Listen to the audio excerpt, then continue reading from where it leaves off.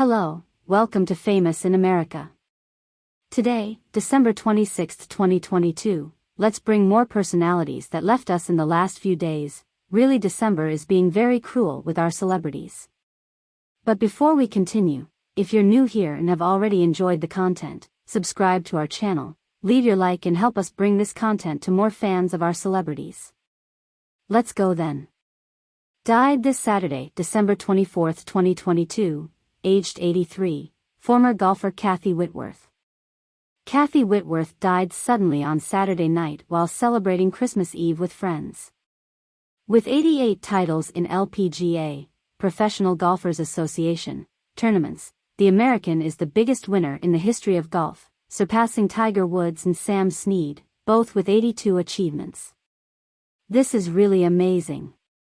Kathy Whitworth won her first LPGA Trophy on July 8, 1962 and her last on May 12, 1985, aged 51. In 1981, she became the first woman to earn over $1 million in golf. A native of Monahans, Texas, she retired from professional golf in 2005 after competing in the BJ's Charity Classic, an event on the Women's Senior Golf Tour. Golf, and the world at large, has lost one of its most incredible women. Kathy was a champion in the truest sense of the word, both on and off the golf course. Dax Tahera, executive producer of This Week on ABC and father of two girls, has died at the age of 37. Tahera died suddenly of a heart attack on Friday, December 23, 2022. ABC News President Kim Godwin announced in a memo shared with staff, according to The Hollywood Reporter. As EP of This Week with George Stephanopoulos, Dax's energy, passion and love for that show, ABC News, and you, shined every Sunday morning. That same love was extended to his precious girls, Godwin wrote.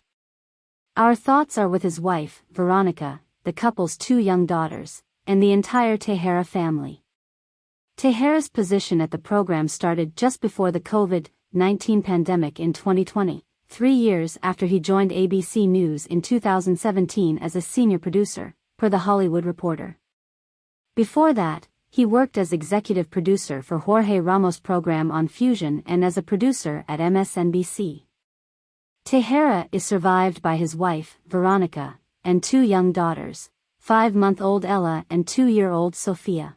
His last Instagram post included an image of himself with President Joe Biden and First Lady Jill Biden, as well as a couple family pics, including one of his daughters sharing a kiss. He welcomed his youngest daughter in July of this year and welcomed Sophia back in November 2020. Former player Fabian ONeill, who was part of the Uruguayan national team that competed in the 2002 World Cup and also played for Juventus in Turin, at the age of 49, a victim of chronic cirrhosis. ONeill, who left football in 2003 at the age of 30 and has had many alcohol problems during his professional career and also afterwards. He had been hospitalized since Saturday due to a hemorrhage in a Montevideo hospital, where he died this Sunday, December 25, 2022. The most talented player I've ever seen, ONeill, said many years ago the Frenchman Zinedine Zidane, who played with El Mago at Juventus in the 2000-2001 season. Uruguayan football is in mourning. We have lost one of the best players to emerge in recent decades and who knew how to shine on the field with his talent, magic and good shot, described the newspaper El País this Sunday. Finalist of the first edition of the reality show, The Ultimate Fighter and member of the UFC Hall of Fame, Stefan Bonner passed away last Thursday, 22, in the United States. The information was disclosed by Ultimate yesterday, 24, through social networks. According to the UFC statement, it is presumed so far that the American died of heart complications while working. Bonner was 45 years old and is survived by his wife, Andrea, and son, Griffin Brandon. The president of the Ultimate, Dana White, mourned the death of the former fighter of the organization. Despite never having been champion or even disputed for a belt acting in his UFC career, Stefan Bonner is recognized as one of the most important athletes in the history of the company. This is because his participation in the first season of the reality show TUF and, especially, in the battle that decided the show's big winner, against Forrest Griffin, helped to mark a turning point in the company's trajectory.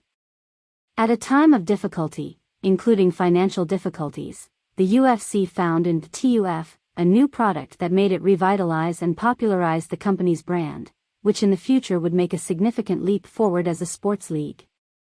This was only possible due to the success of the reality show and, of course, the spectacle given by Stefan Bonner and Forrest Griffin in the Ultimate Octagon, in the light heavyweight final, 93 kilograms, on April 9, 2005.